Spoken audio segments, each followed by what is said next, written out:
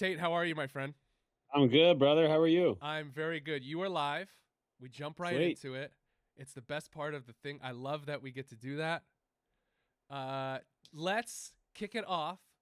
Please, introduce yourself to me. What are you working on? We met through professional athlete community and the amazing things that happen through them, which we'll touch on in just a bit. But who is Tate Unruh? Yeah, man. I'm a dad of 5 kids recently. Just had a little one we welcomed into the world 2 weeks ago. Former pro basketball player turned entrepreneur. I run a high performance coaching firm called the Freedom Lab. We work with a lot of athletes, coaches, and C-suite leaders, helping them part with fear and move into freedom, man. So that's a that's the Cliff Notes version, but I love what you're doing here, man. I love the live thing. Like, this is great. It's nice to meet you too. It's very nice to meet you. This is amazing. When I saw you schedule time, I was like, we have to dive further into this because I see a lot of athletes like moving into this space. We're sharing Yes. on our screen on our show right now. I'm going through your website. We're seeing a lot of former professional athletes, former college athletes, like using their position, using their understanding of how things work in sport to help athletes at the next level. You Yeah. play professional basketball. At what point in your career were you like, I know I'm going to do other things, and this is the thing that I wanted to do? Yeah. Great question. It's funny because it happened after I got done playing, and I was like, oh man, I need to go back into that proverbial arena with this stuff, like this new space, because man, like I would tell you, I played my whole career and honestly lived my whole life for like 20, 25 years in fear. Like fear was driving it. And man, like everybody's got fear. The problem is fear can really work. Like like fear worked for me. I had a scholarship and that was a big deal to me. And then I got a pro contract and that was a big deal to me. And then like they kept coming and I was like, man, I'm really afraid that like I wouldn't be enough or I wouldn't have enough. So like that's my motivator. And I didn't have language for this back then, but it was motivating me and it was kind of working. So like I think a lot of high performers, they get stuck in that like, okay, yeah, I might be afraid that like I don't have enough or that I wouldn't be seen as enough, but like I'm pretty successful Mm-hmm. and I'll take that. So to answer your question, man, I got done. Like everyone's like, "Oh, you're an athlete. Like just get into sales, you'll kill it." And so I just started like trading a bunch of time for a bunch of money, Mm-hmm. and then really went through like a pretty like transformational couple of years. And I was like, "Okay, no, this is like this fear thing's done, and I want to go back into that proverbial arena that's like." And I would tell you, like, I think 95, maybe 99% of pro athletes have a deep fear that is driving them. And I just think there's another way to do it. Like, I think we can be driven by joy and Mm-hmm. love and still like get the thing that we really want. So I wish I would have played in freedom. I never really did. I'm in the same boat. I played 2 years of minor league baseball at the New York Mets, Yeah. and every single day I was afraid to go to the field because I thought I was going to get cut before the game, after the game, because I saw Dude, everybody it's else all go of into the us. office and get Yes. cut. Yes. 100%. And it's like that we all have that thing. Like I feel like this is one of the really cool ways, and I think like we do it different Mm-hmm. is man, like I worked with a ton of sports psychs and mental performance coaches, and they're great. Some of my favorite people in the world. These aren't bad people. It's not a bad industry, but everyone I ever worked with, they're playing defense. They're playing defense in a way that's like, hey, here's a bunch of tools to help you cope or to help you ensure that like the bad thing that you really don't want to happen won't happen. You won't get cut. Your wife won't leave you. Whatever it is, right? Here's some tools to make sure that the bad thing doesn't happen. We play offense. Like we play offense from a place of like, no, you can actually live from a place of identity and joy and then take that thing into the thing that you're really good at. So like I don't know. I think it's really refreshing as a former athlete, and I think it's really refreshing for a lot of the athletes and coaches we work with because they're like, "Hell yeah, I want the thing. I want to be really good and make a bunch of money or whatever." Like I've spent 20 years working for this thing. Mm-hmm. I'd love to keep doing it and do it in joy. Like, when we ask people that, like, would you rather perform from fear or love? Everybody says love, joy, right? Like we all want that. So I don't know. It's been cool to kind of like play offense Right. in a space that I just feel like is so convoluted with defense. And defense isn't bad, but like there's definitely a time to play offense. Yeah. So yeah. I started a company when I got done playing that helps athletes get mental health coaching because we see a lack of mental health coaching in every single level of sports. And even though you might be with the New York Mets and they might have a sports psychologist in the dugout with Yes, you, it dude. doesn't mean that that is solving the problem. The Yes. problem starts way earlier than just having that sports psychologist in the dugout that like works for the New York Mets and like you may or may not trust them. I didn't. Where in your work playing offense instead of defense, where do you see like the root cause of where athletes are feeling like they're not enough, where they're playing Yeah. from failure? Does that stem from how they're taught growing up, or is it just they're a professional athlete and this is their job, and because their job's based on performance, or a mixture? It's got Dude. something like that. No, Jeremy, you hit it on the head. We all learn fear. I mean, like we're all born with two fears. That's like proven. Like loud noises and falling. Babies have those two fears. They're born with them. Every other fear we learn. So it's a matter of like, okay, at some point I learned and you learned that when like I should be afraid of people being disappointed in my performance. We had some game when we were 10 and like the car ride home sucked or something like, and we learned, okay, bad performance equals there's no harmony in the home or whatever it is. And then like as we continue to like play at a higher and higher level, like that just compounds. Like the fear then turns to, okay, I at some point learned I should be afraid of coming out of the game, because if I come out of the game, I can't produce in a way that like people are proud of me and I would make more money and like whatever else I'm trying to do. So like, yeah, I have a fear of coming out of the game. I'm just going to do all the things that keep me in the game. And then it's not like you're not out there like whipping it and like playing where you're just like loose and letting it fly. Like you're tight. And so one of the things, like some of the language that we love using is like flow over force. You hear this like flow state talk all the time, and it's great. I love thinking about it like that. But really for me, like the shift, to answer your question, the shift is more so like anything in your life. If I asked you like, hey, would you rather make a decision that you have to force or a decision that like comes in flow? I would say like anytime I would rather choose flow. So then it's a matter of like, okay, either we're forcing this boat to like stay afloat and like we're keeping it alive and making sure people don't fall off and the water's not coming in. Flow is like, where's the wind? Where is the wind out here on the mound? Or like when I'm practicing, like what actually brings me joy? And then it's like, man, when we can make decisions over and over again from flow, that's when I feel like our joy starts to compound. And it's not like I'm learning new fears over and over again. But dude, to answer your question, starts early. We learn it at some point, and then it's just the story we tell ourselves, right? You have that story, I have that story. Every high performer in any way has that story. It's just, where did you learn it? love Great question. love versus uh fear. I like to say push versus pull when I have these Yes. conversations with the teams that I coach. I still coach youth. It's my first year of actually doing like Good for you. 12, Let's 13 go. year olds. And it's different, man. Oh yeah. It's different. It's really cool to see. I usually coach high schoolers because I'm like, oh, Yeah. high schoolers are older, and therefore, like, the thing that I say can have more of an impact. And I've learned over the last couple of weeks being on this team that it's for me more about I am there to practice my patience. I'm there to be on a baseball field and like still be outside, and I'd rather be outside than at a desk. And so, what is something that I can teach these 12, 13-year olds? Because when I got there, they're like, "Hey, no crying after we strike out this year," and I'm like, "Oh, that's right. I got to deal with Yeah, that." we're at that. Yeah. Yeah. That's so good, man. Honestly, like, yeah, great question. I think a great muscle for like any athlete at any level to work is strictly the muscle we just talked about. Like, you have decisions to make in a baseball game. I don't know. There's probably some data around there on like how many decisions your brain actually makes. It's probably like thousands, right? Like it's probably a ton. Mm. And so maybe even just like working the muscle that's like that filter of like, okay, am I making this decision from love or fear? Well, to do that, we would need to understand, and each player would need to understand, like, what are you afraid of?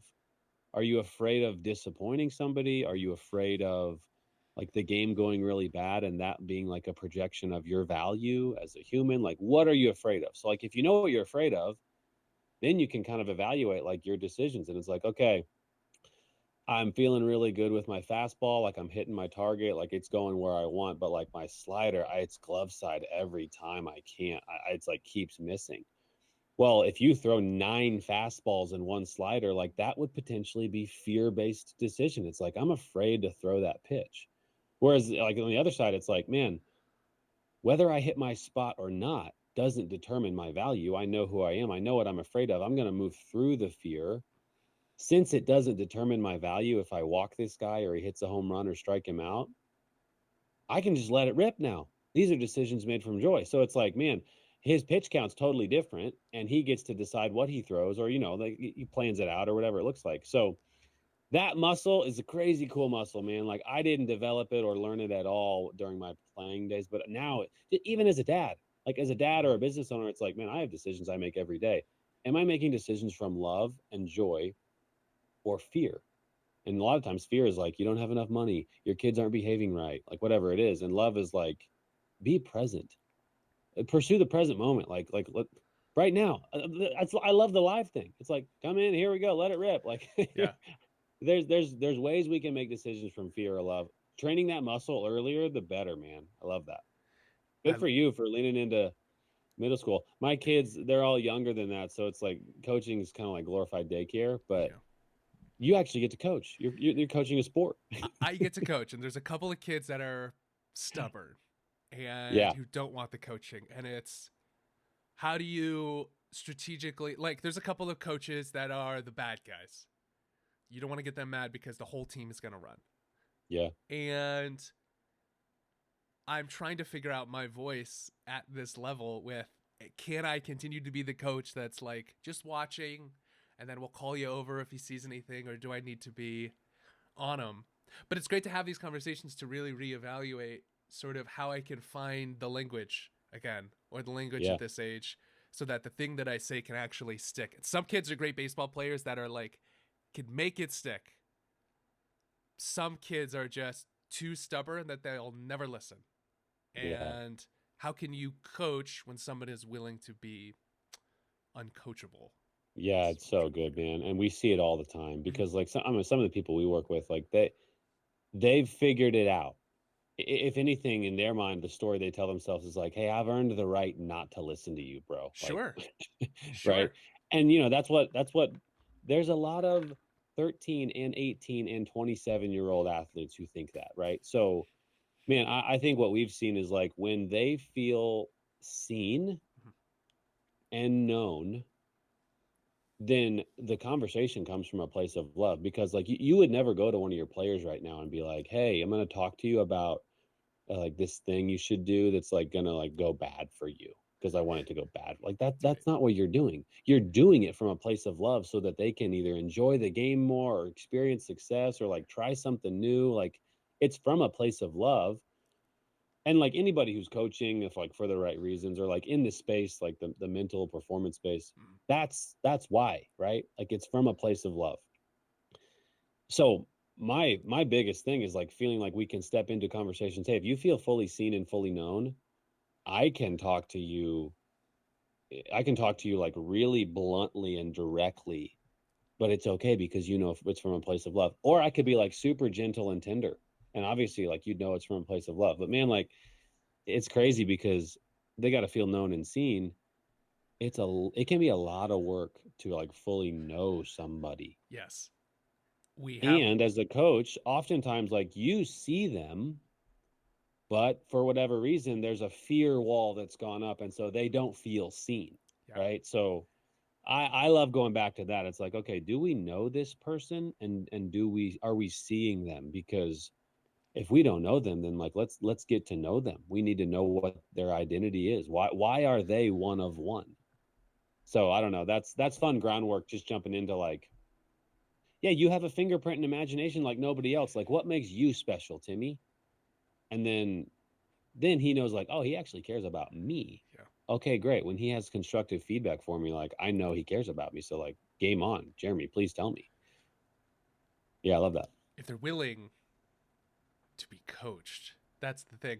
You guys work with individuals and teams. Yeah. And when you work with teams, are you working with teams where the coach has gotten by it, you gotten by it from the coach, and now you have to convince the athletes to participate? Ooh, it's a little of both.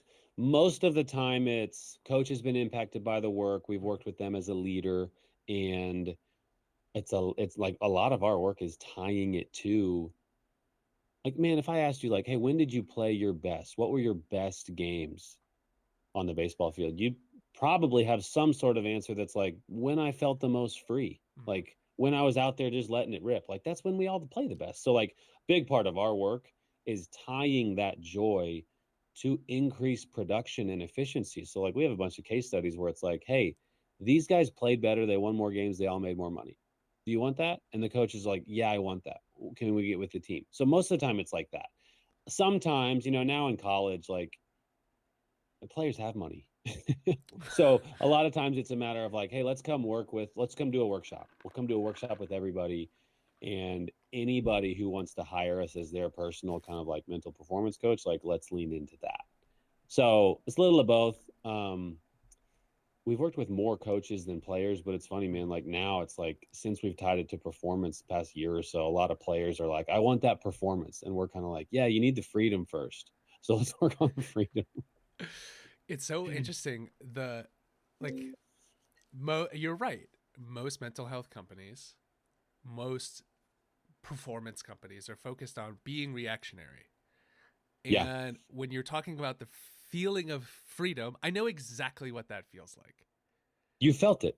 I have felt it before. And if somebody hasn't felt it or doesn't know what that feeling feels like, how do you explain that to them? Yeah, I would say, honestly, I'd even maybe give a little bit of pushback there and say, like, Mhm. everyone's felt it.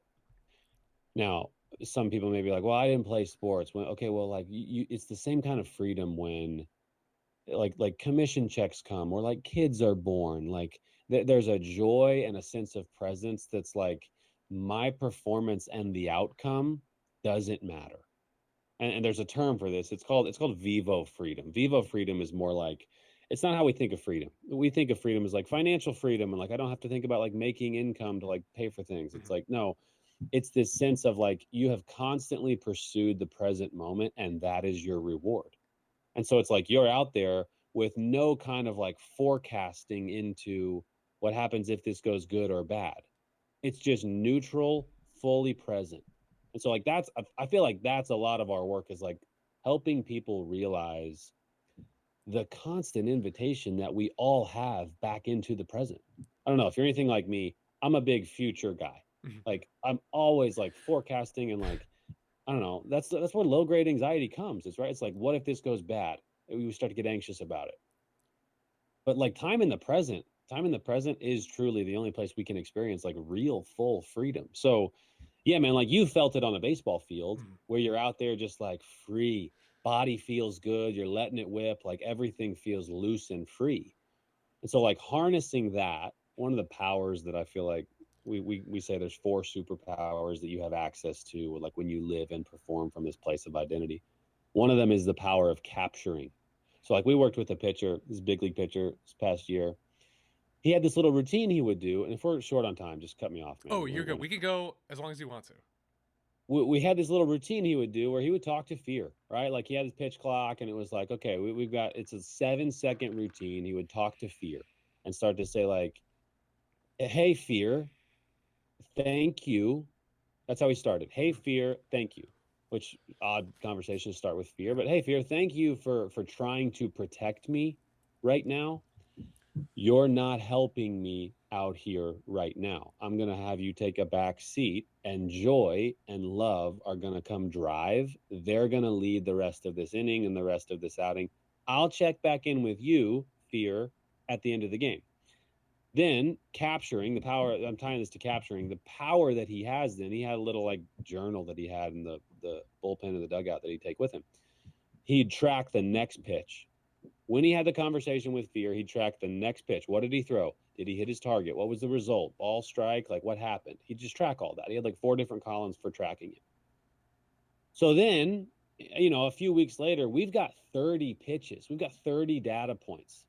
and I forget the number. I think it was like 28 out of 30 had a good result. Like he hit his target, and it was either a strike or foul off or something. I can't remember. Well, now his rational mind, the side of his brain that's telling him like, "Hey, you should be afraid of coming out of the game." Now his rational mind has data that says like, "Hey, when you do the fear thing and you have your little 7-second conversation with fear, that works. 28 times out of 30 that works. You should do that all the time." So then it's a matter of like literally unifying both sides of his brain where it's like, "Hey, I have this creative idea, or maybe I could like talk to fear in between pitches." So like we worked through it. It's like, yeah, let's come up with a conversation and language that like gets you back to freedom before you're releasing again. Okay, great. Now let's track it. And the power of capturing is like, okay, I know it works. Why wouldn't I do it? Then it's like, then it's just a matter of like being intentional with the work. That's like that's a great example of like proactive offense Uh-huh. work in this mental space. Like he's playing offense out there, man. He's not looking at the lineup and how he's feeling and what's going on in the game and just reacting with maybe I should just throw this now. He's got a plan, and he knows if it goes awry, I got my reset rhythm and it works. I'm going to do it. So long-winded, but yeah, man, it's fun when we can do that stuff. I love it. No, no, no. It's something that it's tangible for a 13-year-old. I can tell the 13-year-old, why don't we sit and we talk to it? Right? We're separating ourself from that feeling of fear. I am a 100%. I'm a 32-year-old former professional athlete. You're a former professional athlete. When I talk to athletes about transitioning out of playing, open athletes exist so that an athlete understands that they have somebody to go to help them start a business, right? Yes. They are no longer that I love professional that, athlete, bro. but how can we leverage our time in the window of being a professional athlete? How do you see the effects of identity of being a professional athlete on the current Oh, and dude. former professional athletes that you continue to work with? Dude, it's like to me, I mean, I'm in the space, so like Yeah. that word's a big word to me, and I see it every day. But man, I'm pretty convinced. I'm pretty convinced that 99% of pro athletes and like 95% of adults go through some sort of identity crisis is kind of like an aggressive term. Mm. I don't know about crisis, but identity evaluation constantly. It's like, dude, I was thinking about the ruling that the judges just had for like college basketball players and their eligibility for their fifth year. And just thinking through like how some of them literally got done and they would have said, "I am Tate, I'm a college basketball player. Like that's who I am. That's how I identify." All of a sudden now it's like, "Oh, I'm now in sales. I didn't keep playing, or I went to play pro basketball." Now you have another year. You're back to being a college basketball player. It's just like that's like a really simple, petty, worldly example of them finding identity based on what they do, Mm. which, man, like we tell all of our clients and the people we work with, true and full identity passes two tests. You can't earn it or lose it, and it's specific to you and only you. So like pro athlete is not an identity. Well, it's a false identity, right? Like it's something that you've earned or lost, and it's not specific. You were one, I was one. Like that's not specific to me and only me. I have a fingerprint that nobody else has. I have an imagination that nobody else has. So like, how powerful is it when I have language that describes who I am and like therefore what I do? I know mine. I'm a joyful waymaker. Like that's who I am. And that means more to me than it would mean to anybody else because I know I can look back on my life and be like, yeah, when I was 16, like I was just making a way for people. My friends would make fun of me because I'd be like, let's go. We got to go. Like, come on, get in the car. We're going. And they'd be like, where are we going?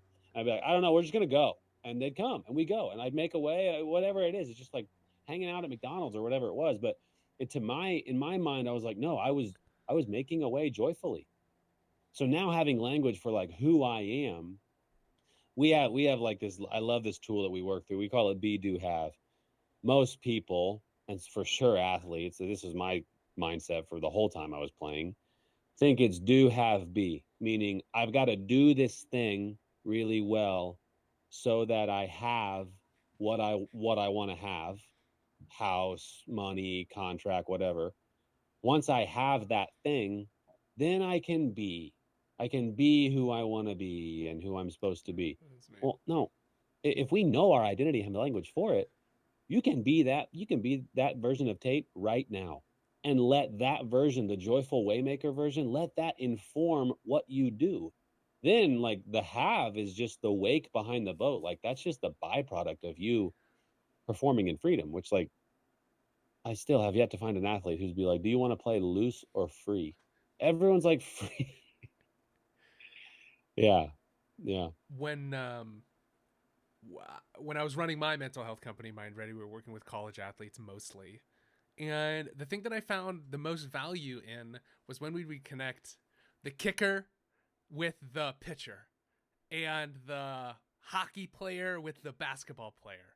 Yes. Because learning from how each other, both like athletically, if I train with somebody from another sport, I'm going to see where they differ, I'm going to see where they're similar. I love telling kids like play multiple sports because you're going to learn how to be athletic in multiple ways and not just like baseball, which is just running and swinging. When we had athletes work with the kicker needs to do one thing very very well and like needs to have like be in the have the ability to do that every single time. Yes. Whereas the basketball player, and I never played basketball at a high level, needs to be able to create their space, shoot, understand immediately what went wrong as they're doing something else. Their Yep. ability to handle failure changes. Yep. When you're working with athletes of different sports, how are you changing the language you use with different sports, and how do you see those different sports align and differ? So good, dude. And we do that all the time and started to do it intentionally because we've Mhm. seen it it's almost like a trigger for a professional baseball player. If he's in a practice gym with NBA guys, he's paying attention. Yeah. And it's not to like what most people are paying attention to. It's like, okay, I have my craft, they have their craft. What's the like pseudo specific, like really cool, like high level thinking that's going on here? Because I do that too. So how could I do that? So we love doing that. And man, a fun one is doing same sport, different level, different age. Like there was a workout I was a part of a couple weeks ago. Pro player overseas, the guy who was working him out has a seventh grader who's really good and is really skilled. And he was like, hey, he's just going to run through the drills with you just so you got somebody else running through. We asked them both at the end of the workout, like, hey, what'd you learn? And like, typically I'd go to the seventh grader and be like, you had a lot to learn, buddy. Like, you just worked out with a pro. Like, what'd you learn? We asked the pro the same thing. And he was like, I learned so much. He's just playing from joy. Yeah. Like, I don't do that. And so it's cool to do both. Um, just like same sport, different level, different sport, honestly, tying them both into. But man, the question that we like anchor in and go back to with that is what do you want me to know about fill in the blank? Mm. So like a lot of times our conversations with the people we work with, we have conversations with love. And so like if we were asking love, hey love, what do you want me to know about my pre-practice plan? It's a great question to ask if you're a pitcher in an NBA practice gym and you're going, love, what do you want me to know, love, about my pre-practice plan? Because now maybe you could watch another pro go through theirs for 30 to 40 minutes. And if love's talking to you the whole time going, what do you want me to know about mine?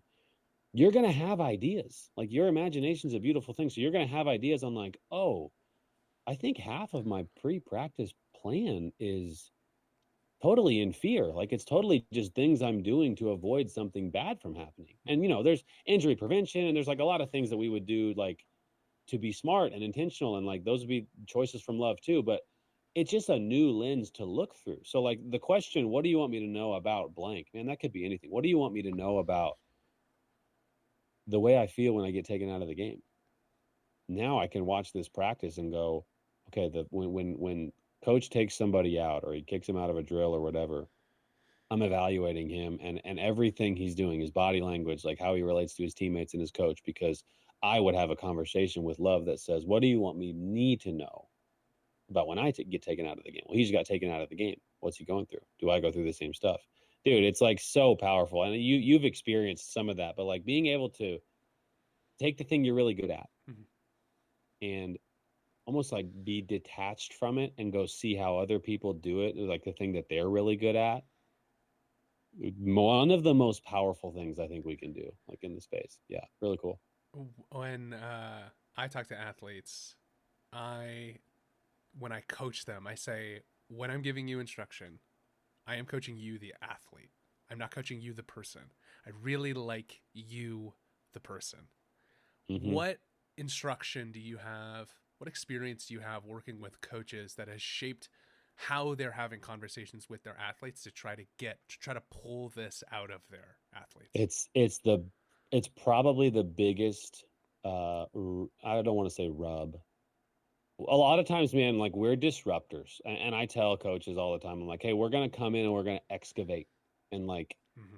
we're gonna like It's the right disrupt. word. Like, It's the right right? word. Like we're gonna Yeah. excavate, man, and come in and like I'm probably gonna ask you like, hey, um, I want to get to know you and see you so you know I love you because that's where these questions will come from. But like one of the ones that I ask all the time is, hey, like, do you think there's a possibility that the way that you're coaching and leading is one way and there's another way to do it and it's better? Is that a possibility? Most people are like, yeah, that's a possibility. And so we'll lean into a conversation that's like, okay, let's assume that we're going to find that way and that we're going to do it. So, man, like, um, in terms of disruption, I tell a lot of the people that we work with, you're not paying me for advice. I'm not gonna tell you what to do. We ask questions, and that's just kind of how I differentiate like consulting and coaching. Consulting, I would say that's answers. I've got the answers, or I'm gonna go find the answers, and you're gonna pay me to do that. Coaching to me is questions.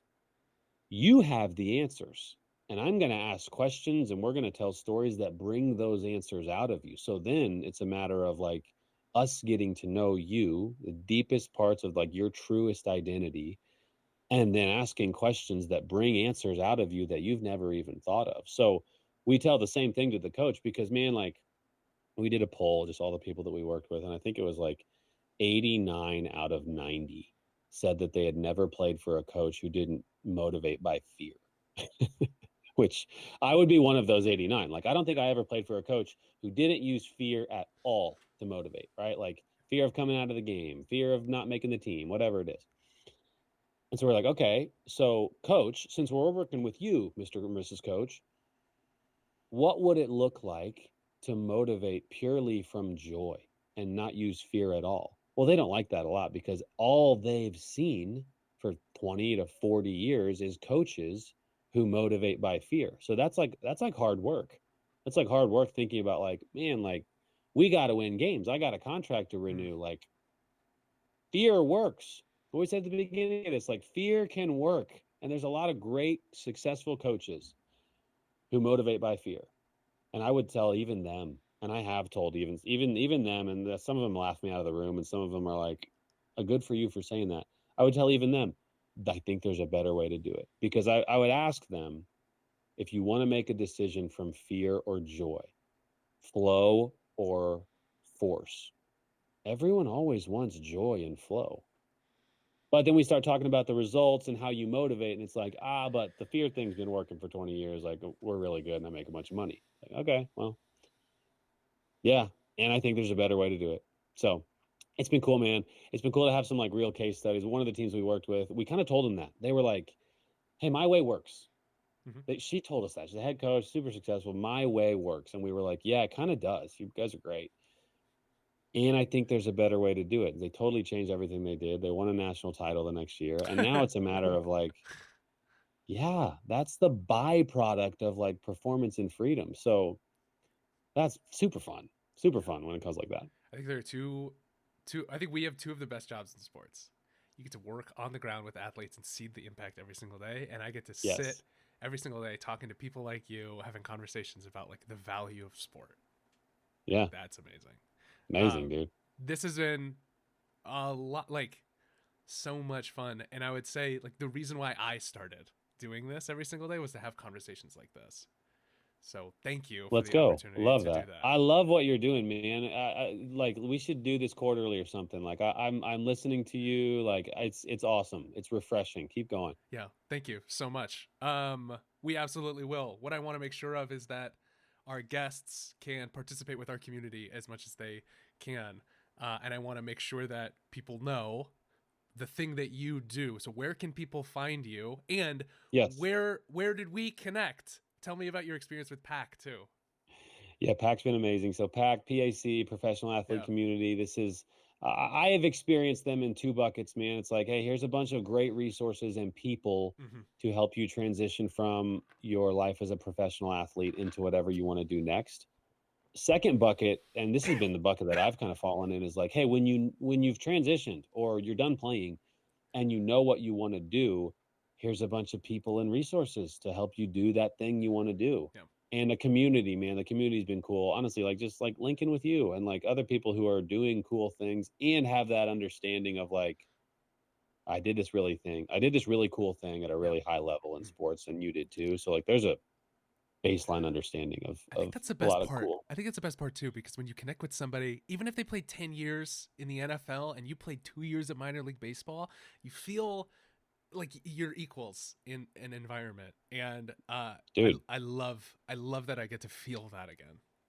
And I love the way Pack specifically, shout out Pack, man. I love the way they foster the community because transparently, there's been people in Pack on both sides of that spectrum where if I'm in the middle of the spectrum, I've seen the other end and be like, oh man, that person was a lot more successful than me in sports. It's cool that I get to like be in their community. And I've seen people are like, I was way more successful than that person.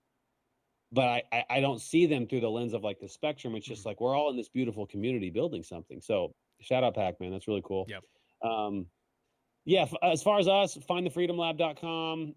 We're building our team. We've got a few more coaches coming on this month and next month that are doing their thing, man. It's fun. Our vision is real freedom and transformation in high level sports. So I never experienced that as a player. I talked to a lot of current and former players who haven't either, and so that's the vision. It's big, um, and we get to work on it every day. Yeah. It's a gift, man. Yeah, Best job in the world. We will have you back on. We will stay in touch. If there's let's do it. anything that our community or open athletes can do to support you, let me know, and we'll go from there. Love it, man. Cool. Keep going, dude. Doing your thing. I love it. Thank you, sir. Appreciate it. All right. See ya.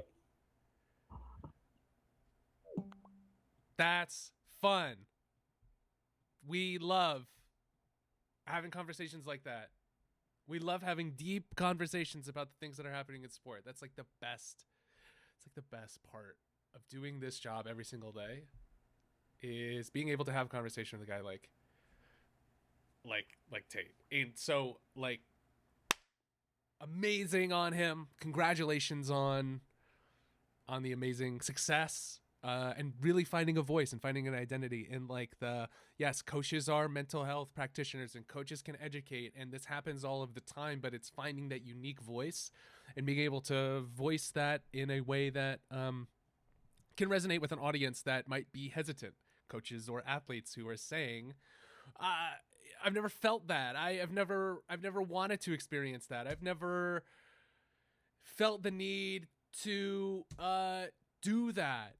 I just think the work that they're doing, and like they're not sponsored. We don't have, these are my sponsors.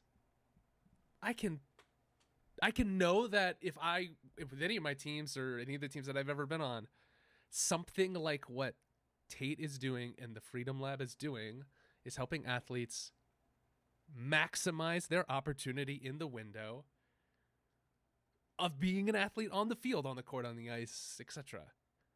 That's amazing. And it's like, it's still the same game, but having the different conversation about the perspective on that can change your conversation with yourself and conversation with the outcome of the thing that you're doing in sports. Failure is a huge motivating factor for me. And I do things all the time out of fear to not have money, fear to be without a home, fear to lose my spouse, fear to do a lot of things. And so even a shift in perspective, even saying I get to do this rather than I have to do this, as little as that might seem, that changes an entire perspective in how we have a relationship with the thing that we're trying to do. So I'm very thankful that there's a conversation like that happening with athletes and coaches that's going to improve the outcomes of current and former athletes. I think they all relate. I think they all connect. I think there are so many things that we can learn from having conversations like that with Tate or not, or with our coach or not. And if we're lucky enough to have somebody in our corner that can help remind us as an athlete, or as we're transitioning out, that's amazing. So shout out Tate, shout out the work that he's doing. Shout out Pack. I'm very thankful to be back in a locker room. And without the ability to do that, I wouldn't be able to meet all of these amazing people, have these conversations, and share with you the thing that they are doing. And it might help you. It might help your team. It might help your kid. Winning is important. Winning is a byproduct of all of the work you put in before.